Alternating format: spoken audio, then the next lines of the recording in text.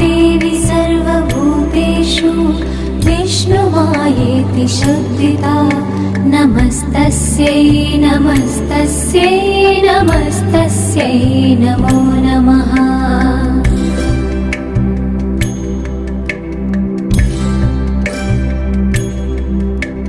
या देवी सर्वभूतेषु चेतनेत्यभिधीयते नमस्तस्यै नमस्तस्यै नमस्तस्यै नमो नमः।